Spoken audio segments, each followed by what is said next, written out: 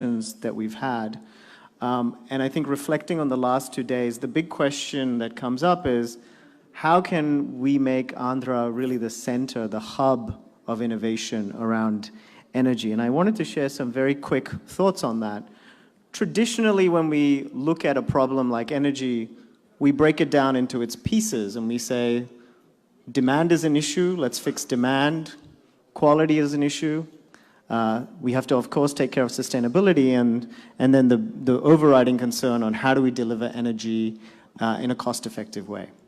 And in this last 2 days, which have been excellent, we've had those discussions and we've talked about how they all link to how can conventional energy be improved in quality and so forth, renewable energy, grid upgradation, energy efficiency, and electric mobility. How can all of these things help us achieve our goals?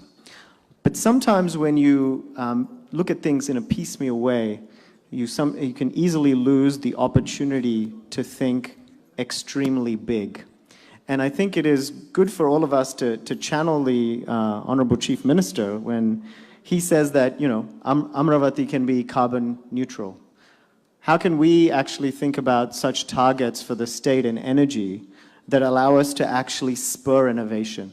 And this is you know, if you look at what Andhra has already done, they have set some really exciting targets that allow businesses, entrepreneurs, researchers to say, look, there's a market here if I can innovate. And that's exciting. But how do we go even further? And I want to share one story that shows that setting extremely bold targets is a great way to spur innovation. This is a story that's quite famous.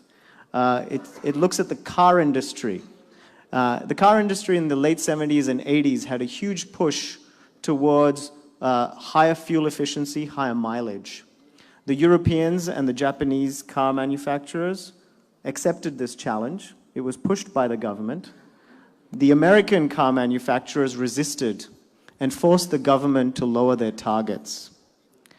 10, 15 years later, as a result of what was a government set of targets, bold vision by the governments, all of the major and only profitable car manufacturers in the world were European and Japanese, because the constraints that were laid on them by setting bold government targets forced all of them to innovate and push for very high efficiency cars.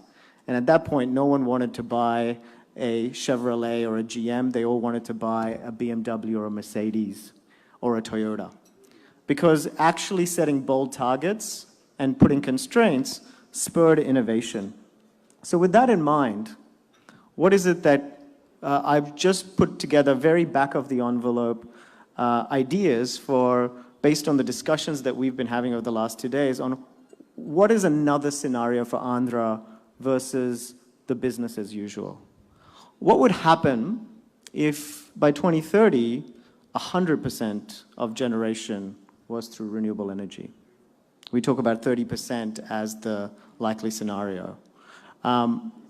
We could avoid 370 million metric tons of CO2, which is about $15 billion worth of carbon. But that requires an investment of $45 billion over the next 10 years. These are very large figures. These are very difficult to afford figures, but they're not impossible things.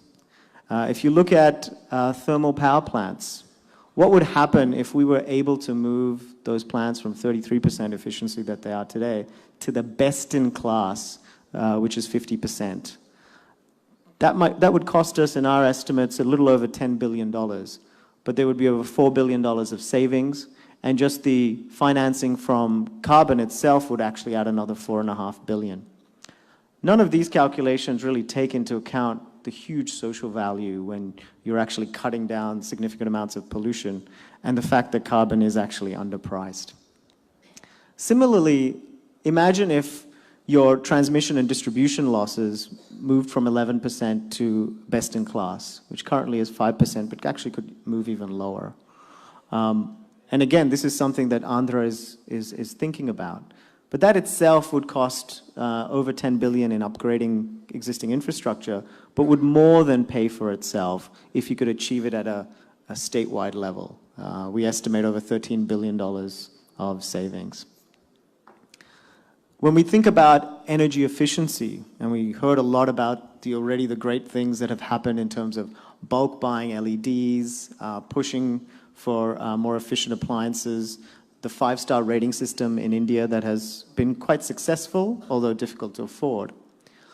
What would happen if we were able to push for bulk buying of systems such that only 5-star appliances were available?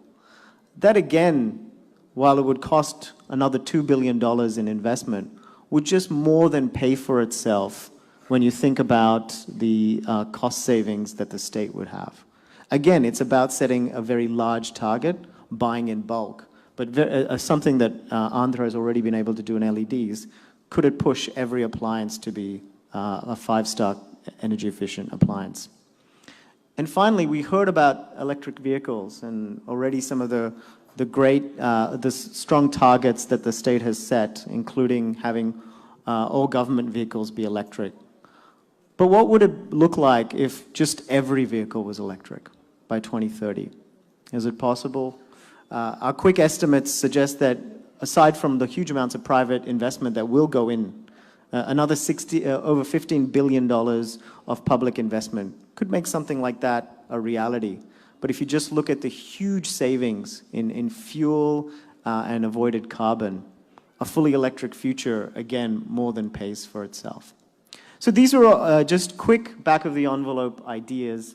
These figures have a lot of analysis to still be desired. But the idea here is to set the vision higher and say, can Andhra truly become a hub for innovation by setting some of the boldest targets, not only for cities in India, but actually cities, so states here, but states anywhere in the world, and say, look, we're willing to do something incredibly different, very bold, and we invite the world to come and innovate here. So I just wanted to leave you with that thought, because the last 2 days has convinced me that actually, if there's any place that can do that, it is this, and with the leadership of the Honorable Chief Minister, I'm sure we can get there. Thank you for your time. Thank you very much, Mr. Gaurav Gupta.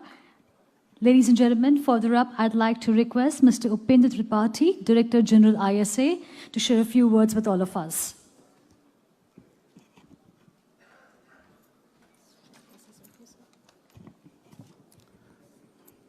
Honorable Chief Minister, Mr. Ajay Jain, VIPs on the dais, delegates and friends.